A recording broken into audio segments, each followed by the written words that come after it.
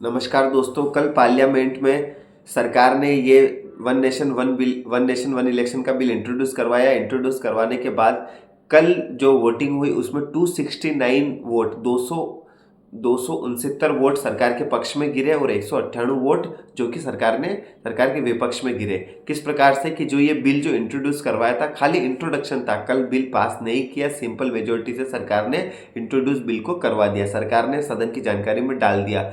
अब क्या होगा, कांग्रेस ये कह रही कि ये फेडरल स्ट्रक्चर में इसमें बदलाव है, ये नहीं होना चाहिए।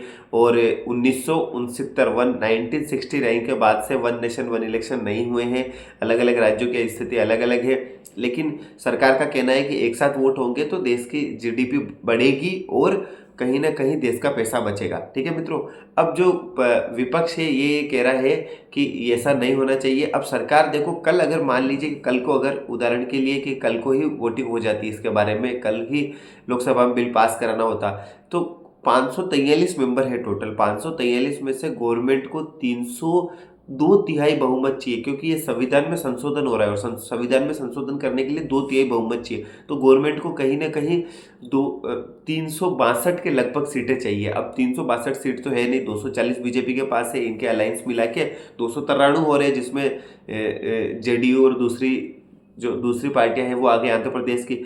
अब जो 62 से 64 सीटें गवर्नमेंट को और चाहिए, तो 62 से 64 सीटें कैसे लाएगी ये गवर्नमेंट, ये थोड़ा देखने का विषय है। अब इसमें होगा क्या कि सबसे पहले ये सरकार बिल इसको पेश करेगी, फिर इसको राज्यसभा और लोकसभा दोनों में पारित करना है। पेश करने के बाद फिर क्या होगा, इसको जेपीसी के पास भेजा जाएगा, ज्वाइंट पार्लियामेंट्री कमेटी, वहां पर तुरंत भेजा जाएगा। और अभी अगर वर्तमान में जो लोकसभा स्पीकर है उनको जेपीसी की गठन करना पड़ेगा। अगर उन्होंने अभी गठन नहीं किया तो फिर ये जो बजट सेशन आएगा उस पर बात चली जाएगी, फिर वहाँ पे वापस इंट्रोड्यूस करना पड़ेगा, फिर इसको जेपीसी भेजना पड़ेगा।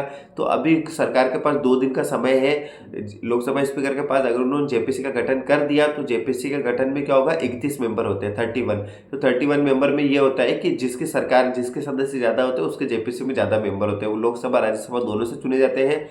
तो जैसे 31 मेंबर में से बीजेपी के सदस्य ज़्यादा है तो जेपीसी में ज़्यादा मेंबर बीजेपी के होंगे और कम मेंबर कांग्रेस के होंगे, और उससे कम मेंबर छोटी छोटी पार्टियों के। ऐसे सारे थोड़े थोड़े मेंबर मिलके जेपीसी का, फिर वो जेपीसी में जो भी लीगल जो एक्टिविटी होती है, वकीलों से राय लेना है, इलेक्शन कमीशन से चर्चा करनी है, जो भी चर्चा करके क्या निर्णय निकालना है, वो जेपीसी बाद में 3 महीने के बाद में सरकार को इसकी रिपोर्ट सौंपती है। अगर कम पड़ जाए 3 महीने, थोड़ा और समय ले सकती है। तो ये टोटल गणित है। अब देखना होगा कि आने वाले समय में क्या होता है। सरकार के पास अभी 240 सीटें हैं, किस प्रकार से ये 64 सीटों की और व्यवस्था कर पाती है ये देखना होगा। कांग्रेस इसका बराबर विरोध कर रही है। कांग्रेस कह रही है कि ऐसा नहीं होना चाहिए, ये फेडरल राज्य में कहीं ना कहीं बदलाव की स्थिति है।